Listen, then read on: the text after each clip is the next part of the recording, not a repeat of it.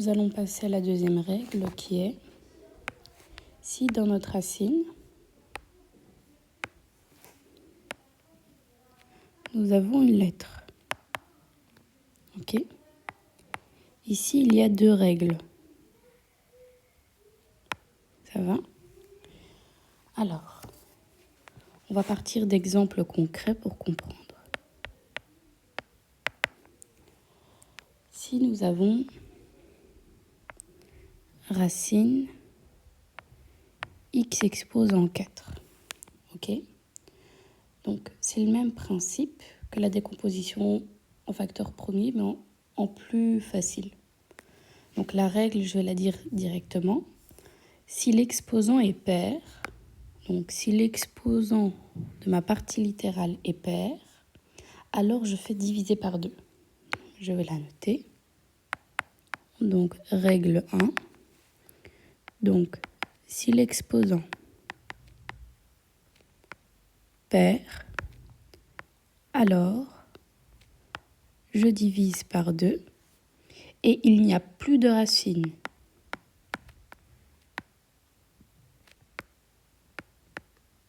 Il n'y a plus de racine carrée.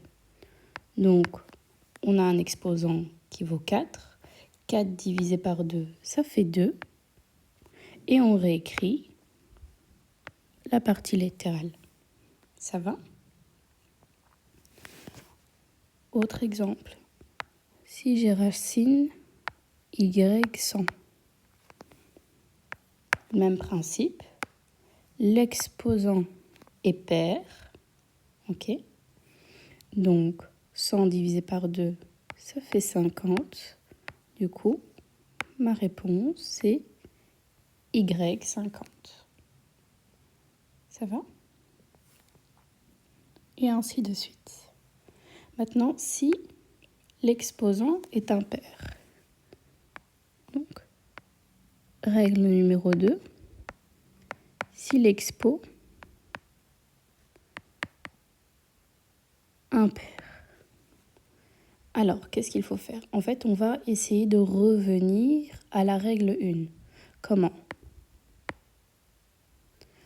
On fait l'exposant. En fait, il y aura, je vais l'expliquer encore plus simplement, il y aura toujours un facteur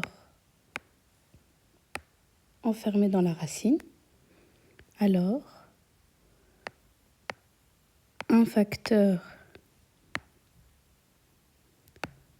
dans la racine, mais puisqu'il y a un facteur dans la racine, ça veut dire que ce qu'il nous reste, c'est le total moins 1. Du coup, on aura un nombre pair de facteurs. Je pense que ce sera beaucoup plus facile. Je ne sais pas si je donne un exemple concret, en fait. Donc, je pars d'un exemple concret. Donc, on a racine x exposant en 3. Ok ? Donc, c'est impair. Donc, on sait, parce qu'on avait dit quoi ? Que c'est par binôme qu'on peut sortir de la racine. Donc, on sait qu'il y en aura un qui sera tout seul. Donc, il sera toujours enfermé dans la racine. Et il va en rester 2 puisqu'on a retiré un facteur x. Donc, il n'en reste plus que 2 dans notre tête. Mais 2, c'est pair. 2 divisé par 2, ça fait 1. Un groupe. Ok. Je continue. Y47. La même chose.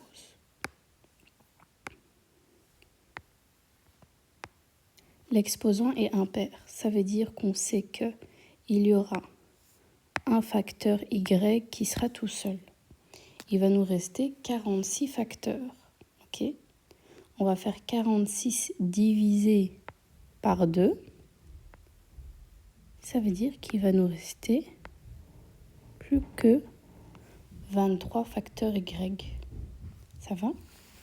Donc, si je veux réécrire la règle, donc règle numéro 2, je suis ici. Donc, si l'exposant est impair, alors il y a un facteur dans la racine. Ok ? Et on peut dire que le reste des facteurs, je le fais diviser par 2 et c'est sans la racine.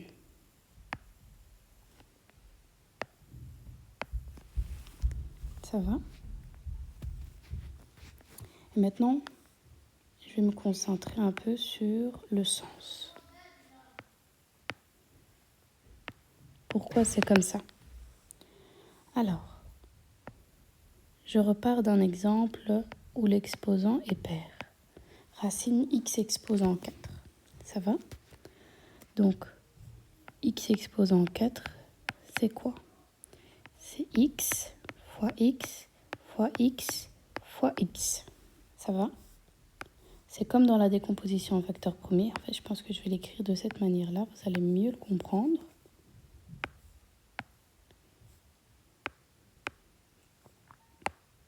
Hop là. Voilà. Donc, on a x, x, x et x. OK? C'est le même principe. On entoure les binômes. Il y a 1, 2. Il y a 2 facteurs de qui? De x. C'est pour ça que x exposant racine x exposant 4, ça fait x exposant 2. Maintenant, faisons racine x exposant 3. X exposant 3, c'est x fois x fois x. Toujours le même principe. Il y a un binôme de qui? De x. Et il y a un facteur x qui reste enfermé dans la racine. C'est pour ça qu'on a dit que ça valait x racine x. L'exposant 1, on n'est pas obligé de l'écrire. Mais comme on ne va pas s'amuser à faire une décomposition jusqu'à, par exemple, ici l'exemple racine 47, on ne va pas écrire 47 facteurs de y. Ben, la règle, c'est quoi? C'est que je reprends pour l'exemple racine 47, y47, excusez-moi. Ben, y a un facteur y qui est enfermé, il n'en reste plus que 46 dans sa tête. Ok? Et comme 46, c'est pair, je fais diviser par 2. Ça va? Et du coup, pour finir la vidéo, nous allons faire un exemple beaucoup plus complexe. Donc, prenons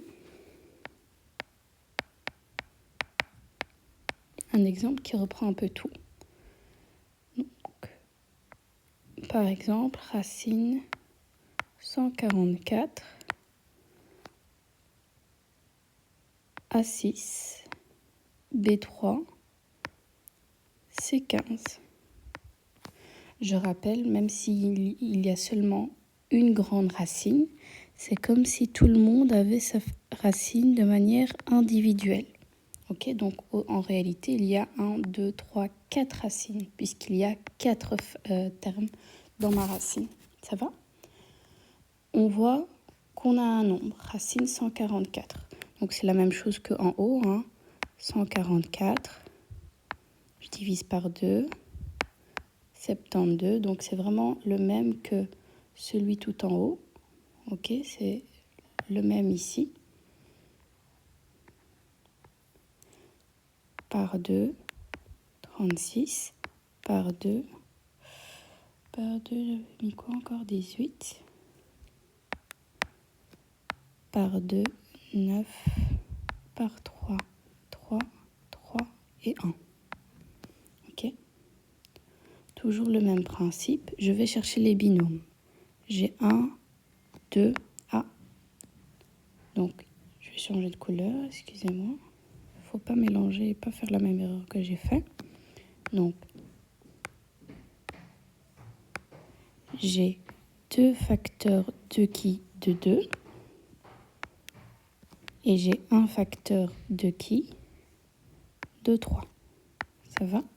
Donc il n'y a personne qui est tout seul, donc il n'y a pas de racine. Ça nous fait 4 fois 3. Ça nous fait 12. Donc on a déjà 12 fois. Maintenant, je me concentre sur racine a exposant 6. C'est pair. Donc 6 divisé. Il faut toujours avoir un brouillon. 6 divisé par 2, ça fait 3. Donc on aura a exposant 3, sans racine. Ensuite, nous avons racine b exposant 3. C'est impair. Donc on sait déjà qu'il y a un b qui sera enfermé. Il en restera plus que 2. Et 2 c'est pair, on le divise par 2, ça me fait 1. Donc j'ai un facteur de qui? De b. Et enfin, c exposant 15. Sa racine, c'est quoi? L'exposant est impair, donc on sait qu'une racine va se former avec un facteur c. Il va nous en rester plus que 14 facteurs c qu'on va diviser par 2. Ça me fait 7. Donc on a 7 facteurs c. Ok? Donc là, on a simplifié. Ok? Ensuite, on n'oublie pas les verbes d'action pour chaque égalité. À présent, on doit arranger. Comment on arrange? C'est toujours la même chose. C'est d'abord les nombres, les lettres, puis les racines à la fin. Donc je commence par repérer les nombres. Il y a seulement 12.